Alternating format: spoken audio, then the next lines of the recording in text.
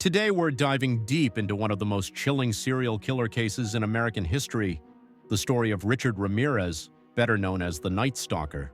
From his first murder to his capture, trial, and legacy, this is a real story you need to hear. Viewer discretion is advised.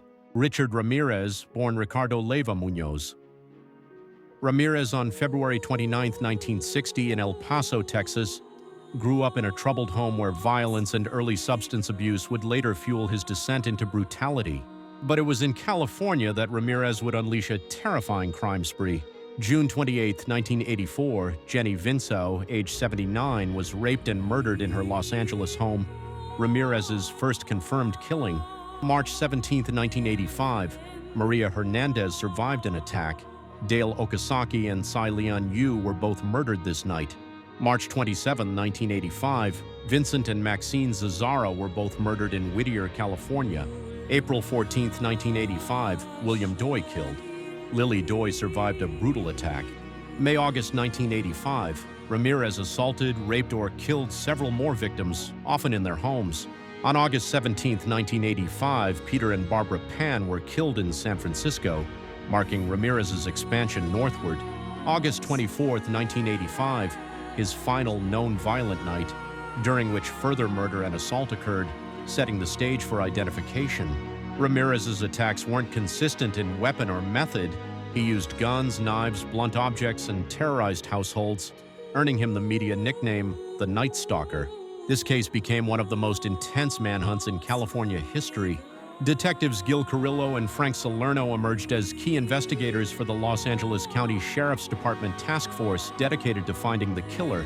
Police and the FBI collaborated, analyzing patterns, crime scenes, and physical evidence as Ramirez struck across multiple jurisdictions.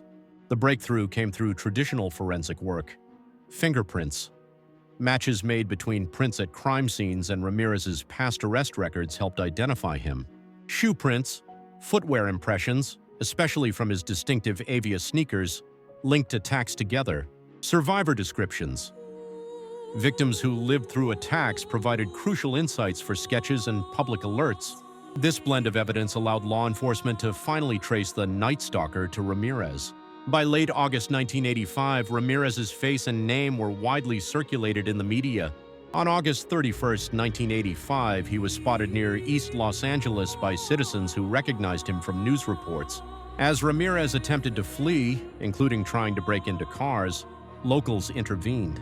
A group of residents chased him, beat him, and held him down until officers arrived to take him into custody. This dramatic capture brought an end to a year of fear that had gripped communities across Southern California. Ramirez's trial was among the most notorious in American criminal history. Jury selection began July 22, 1988, with the full trial proceeding into 1989. Prosecution was led by deputy district attorneys including Phil Halpin and Alan Yockelson. The defense presented witnesses but did not exonerate Ramirez. Ramirez pleaded not guilty on all charges. Survivors and witnesses testified against him.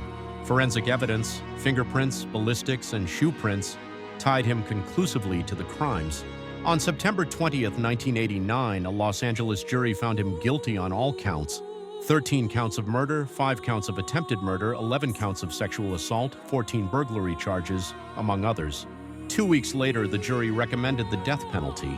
On November 7, 1989, Superior Court Judge Michael Tynan sentenced Ramirez to death by gas chamber. Ramirez spent the rest of his life on death row at San Quentin State Prison. He died in 2013 from complications related to cancer before an execution could occur. Several people survived Ramirez's attacks and played a key role in identifying their assailant. Maria Hernandez escaped in March 1985 after being shot, and her testimony helped shape the investigation. Lily Doy survived a brutal assault in April 1985 and later provided critical victim accounts.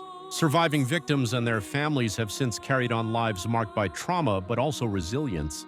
They often speak out about the long-lasting effects of that summer of terror. The Night Stalker spree had profound effects. Families lost loved ones in unexpected and violent ways. Entire neighborhoods in Los Angeles and San Francisco lived in fear. They often kept windows shuttered and doors locked even during hot nights.